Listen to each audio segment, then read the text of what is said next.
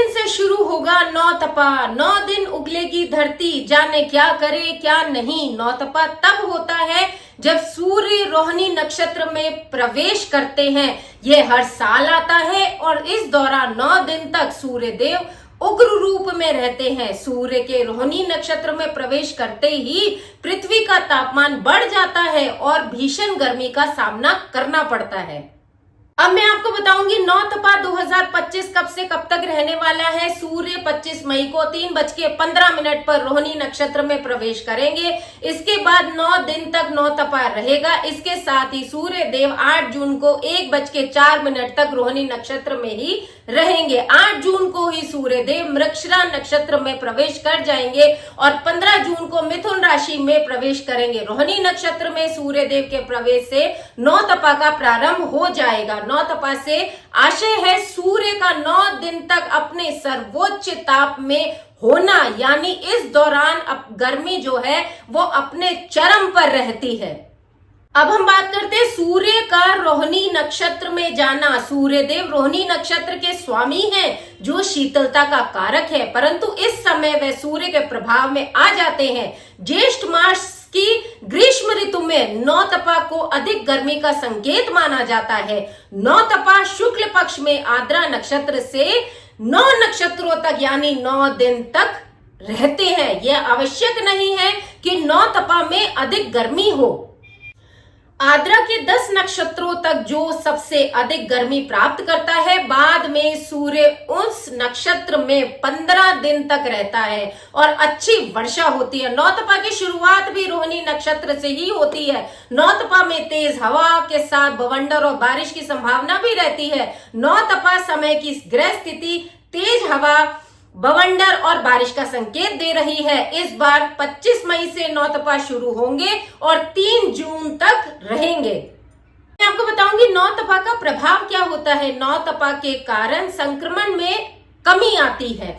संक्रमण का असर न्यूनतम हो जाता है। लोगों में अनुकूलता और आरोग्यता भी बढ़ती है। खगोल विज्ञान के अनुसार इस दौरान धरती पर सूर्य की किरणें सीधी लंबवत पड़ती हैं, जिस कारण तापमान अधिक बढ़ जाता है। यदि नौ तपा के सभी दिन पूरे तपे तो यह अच्छी बारिश का संकेत होता है। तो बताऊंगी नौ तपा का पौराणिक महत्व क्या है। नौ तपा का ज्योतिष के साथ साथ पौराणिक महत्व भी है। ज्योतिष के सूर्य सिद्धांत और श्रीमद् भागवत में नौ तपा का वर्णन आता है। कहते हैं कि जब से ज्योतिष की रचना हुई तब से ही नौ तपा भी चल रहा है। सनातन संस्कृति में सदियों से सूर्य को देवता के रूप में पूजा जाता है। नौ तपा को लेकर लोक मान्यता है कि नौ तपा के सभी दिन पूरे तपे तो आगे के दिनों में अच्छी बारिश होती है। ज्योतिषियों का कहना है कि चंद्रमा जब ज्येष्ठ शुक्ल पक्ष में आर्द्रा के स्वाति नक्षत्र तक अपनी स्थितियों में हो और इसके साथ ही अधिक गर्मी पड़े तो वह नौ तपा कहलाता है। वहीं अगर सूर्य रोहिणी नक्षत्र में होता है तो उस दौरान बारिश हो जाती है तो इसे रोहिणी नक्षत्र का गलना भी कहा जाता है। मान्यता यह है कि सूर्य की गर्मी और रोहिणी के जल तत्व के कारण ये मानसून का गर्भ आ जाता है और इसी कारण नौ तपा का मानसून का गर्भ काल माना जाता है। ऐसे में जब सूर्य रोहिणी नक्षत्र में होता है तो उस समय चंद्रमा 9 नक्षत्रों में भ्रमण करते हैं। परंपरा के अनुसार नौ तपा के दौरान महिलाएं हाथ पैरों में मेहंदी लगाती हैं, क्योंकि मेहंदी की तासीर ठंडी होती है और तेज गर्मी से राहत मिलती है। इन दिनों में पानी खूब पिया जाता है और जल का दान भी किया जाता है ताकि पानी की कमी से लोग बीमार ना पड़े। इस तेज गर्मी से बचने के लिए दही, मक्खन और दूध का उपयोग ज्यादा से ज्यादा किया जाता है। इसके साथ ही नारियल पानी और ठंडक देने वाली दूसरी और चीजें भी खाई जाती हैं।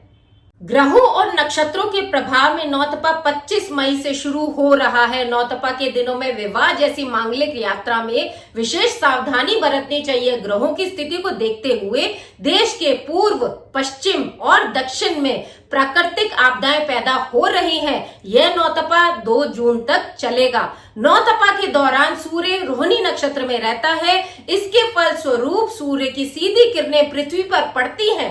इस दौरान अत्यधिक भीषण गर्मी देखी जा सकती है। सूर्य की मौजूदा स्थिति अशुभ फल दे सकती है। वृषभ राशि वालों के लिए वर्तमान समय जो है वो खराब है।